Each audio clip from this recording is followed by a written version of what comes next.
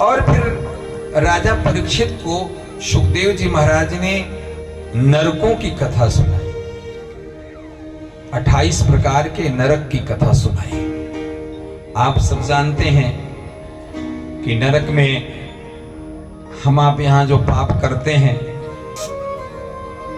उस पाप का दंड दिया जाता है। जैसे यहाँ की भी जेल है, यहाँ की सरकार है, हमसे आपसे कोई गलती हो जाए तो हमको आपको जेल में डाल दिया जाता है। हमने आपको अगर सताया, अकारण सताया, तो यहाँ की सरकार जेल में डाल देती है। तो भगवान की जो जेल है ना, वो स्वर्ग और नरक। तो 28 प्रकार के नरकों की कथा सुनाई। 28 प्रकार के नरक होते हैं। अब कुछ लोग कहते हैं स्वर्ग नरक होता ही नहीं है, शास्त्र कहता है होता है। अगर मान लो नहीं भी होता हो, लेकिन इसकी परिकल्पना से हमको आपको लाभ जरूर होता है। क्यों होता है? नरक की कल्पना इसलिए की गई कि हम आप अगर पाप करेंगे तो नरक में डालकर हमको आपको सजा दिया जाएगा। तो इसका मतलब यह है हमको आपको नरक के नाम से डरा के अच्छा काम करवाया जाता है। नरक हो कि ना हो, शास्त्र के अनुसार तो नरक है, लेकिन अगर जो नहीं भी मानता उनके लिए कम से कम नरक का डर दिखा के, भैया पाप कर्म करोगे तो नरक में तले जाओगे, तो आदमी डर के अच्छा काम चालू करता है। और स्वर्ग क्या होता है? स्वर्ग तो वो जो पुण्यात्मा होता है वो स्वर्ग जाता है, अर्थात स्वर्ग की लालच दी जाती है। भैया अच्छा काम करोगे तो स्वर्ग जाओगे और आनंद करोगे।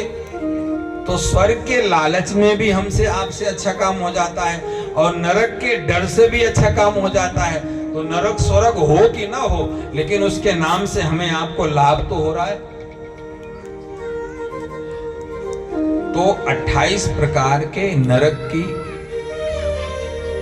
बात राजा परीक्षित को सुखदेव महाराज ने सुनाया, और ऐसे भयंकर ढंग से सुनाया कि राजा परीक्षित डर गए।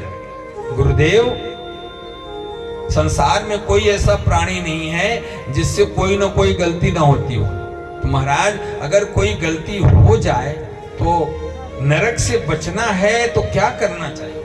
जीव को क्या करना चाहिए कि अगर गलती हो गई और नरक नहीं जाना है तो क्या करना चाहिए?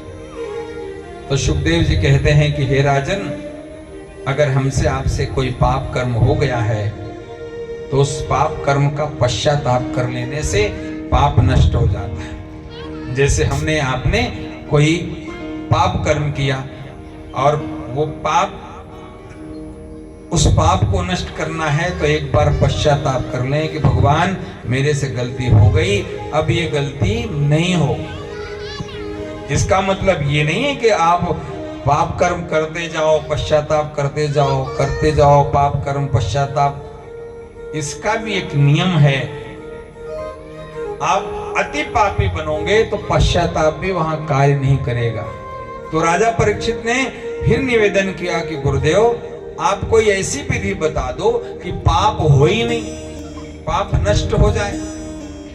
विधि बताई कि अगर पाप कर्म नष्ट करना है तो एक ही चीज कलयुग में है कि भगवान के नाम का सुमिरन करें, भगवान के नाम का सहारा लें, भगवान की कथा का सहारा लें। इसका मतलब ये नहीं कि आप पाप करो और भगवान का नाम ले लो, नहीं। इसका मतलब यह है कि हम भगवान की कथा श्रवण करते रहेंगे, नाम लेते रहेंगे, तो पाप करने की वृत्ति ही नहीं होगी, पाप जन्मेगा ही नहीं। इसलिए नाम की महिमा है कि हम नाम का जब तक करेंगे, कथा करते रहेंगे, तो मन में पाप कर्म करने का भाव ही नहीं उठेगा।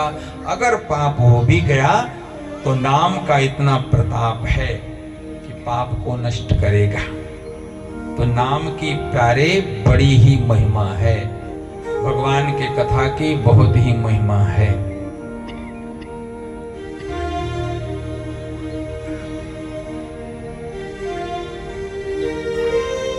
तो आइए हम एक बार उसी नाम का जरा सुमिरन कर लें, भगवान के गोविंद के नाम का सुमिरन करें।